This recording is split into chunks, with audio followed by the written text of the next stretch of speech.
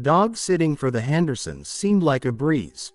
Just a week of companionship with Max, their golden retriever, in a sleepy suburban neighborhood where the highlight of the year was the annual block party.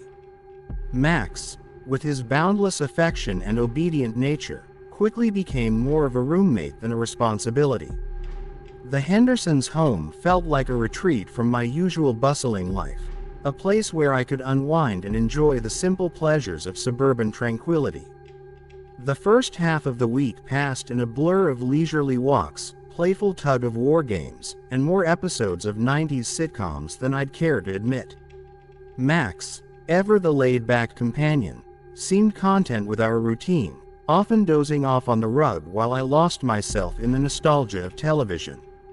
It was on one of these tranquil afternoons, the sunlight lazily streaming through the windows, when the serenity was punctured by the doorbell's chime. I glanced at the clock, puzzled by the timing. The Hendersons had mentioned a neighbor might pop in, but they hadn't pinned down when. Muting the TV, I approached the door, Max following close behind, a low growl rumbling in his throat. Peering through the peephole, I saw a figure in a police uniform, but something felt off. The man's car, parked a distance away, didn't match the local police cruisers. Opening the door slightly, I kept the chain latched, Max's presence by my side both a comfort and a warning. "Good afternoon," the man greeted, his voice carrying an authoritative edge. "I'm looking for George. Is he here?" His question threw me. "George? There's no one here by that name. You might have the wrong address." He scrutinized me more closely, his gaze briefly wandering past me into the house. "Are you certain? My information was quite specific that he would be here." "I'm sure," I replied, my unease growing. "This is the Hendersons' residence. I'm just dog sitting. No George here." "Is that so?" His tone softened, but his eyes remained sharp, assessing. "My apologies then. If you happen to come across George, or if he contacts you, please reach out to the local police department." As he turned and strode away, I closed the door, my heart pounding. Max whined softly, sensing my distress. I dialed the Hendersons, hoping for some clarity, but was met with their voicemail. "Hey, it's me. Had a weird visit today. Someone looking for a George? Ring any bells? Call me back when you can." The rest of the evening passed in a haze of unease. I double-checked all the locks and kept Max close, wondering about the man's intentions and the mysterious George. The tranquility of the Hendersons' home now felt fragile, tainted by the shadow of the afternoon's visit. As night fell, I couldn't shake the feeling that our peaceful existence had been irrevocably disturbed. In the days following the unsettling visit, normalcy seemed to resume its hold over the Hendersons' home. The incident with the mysterious man searching for George faded into the background, overshadowed by the simplicity of daily routines with Max. Walks in the dewy morning light, lazy afternoons filled with the soft hum of the television, and evenings spent listening to the symphony of crickets outside. The tranquility was a balm, lulling me into a false sense of security. That security shattered one night, transforming the ordinary into a scene plucked from my deepest fears. Max and I were curled up on the couch, lost in the flickering images of an old movie, when a subtle, out-of-place sound pricked at the edge of my awareness. It was the faintest whisper of movement, the sound of footsteps treading with deliberate softness outside. Max's head snapped up, his body rigid, a low growl rumbling from his throat. I muted the TV, my heart thudding against my ribcage, and strained my ears.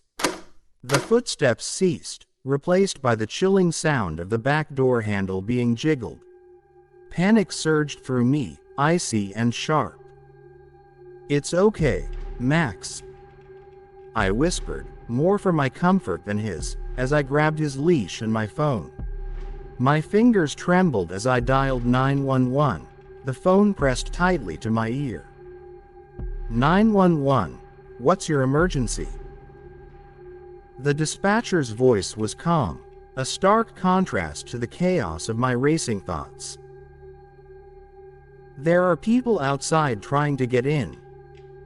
I hissed into the phone, moving stealthily toward the back of the house to confirm my fears. Through the blinds, the moonlight revealed 3 figures cloaked in darkness, moving with purpose in the backyard. Please hurry, I begged, my voice a barely audible whisper. Officers are on their way. Stay away from the doors and windows, and keep yourself safe, the dispatcher instructed, her voice a lifeline in the dark. Retreating to the office, a windowless sanctuary, I locked the door behind us. Max pressed close to my side, his body tensed for action.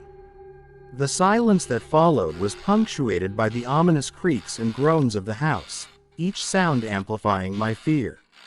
Time stretched, thin and taut, until finally, the distant wail of sirens pierced the night. Relief washed over me in an overwhelming wave, though it did little to quell the trembling in my hands. When the police arrived, they found the trio still lurking in the shadows, their intentions thwarted by the timely intervention. They were searching for a safe, they confessed, convinced it contained treasures hidden by the home's previous owner, George. A name now tangled in mystery and fear. The Hendersons were stunned upon their return. The house, bought in a foreclosure sale, held no secrets to them, its past as unknown as the shadows that flickered in the corners of my imagination. I can't believe this happened in our home, Mrs. Henderson murmured over the phone, her voice laced with disbelief. You've been so brave. We're so sorry. It's okay, I replied, though my voice trembled. Max and we managed. But I think this will be my last time dog sitting for a while. You're always welcome here, with or without the dog sitting, Mr. Henderson added, gratitude heavy in his voice. As the days passed, the fear slowly ebbed away, leaving a newfound caution in its wake. The night's events had changed me, instilling a vigilance that flickered like a candle in the dark. Max, my fearless companion, had proven himself more than just a pet. He was a guardian, a friend who stood by me when shadows loomed large. In the quiet that followed the storm, I found a strength I never knew I had, a resilience forged in the face of fear. And while I vowed to steer clear of dogs sitting for the foreseeable future, the bond between Max and me remained unbroken, a testament to our shared ordeal. The night it all changed had indeed left its mark, but it had also revealed the courage found in the heart of an unexpected hero.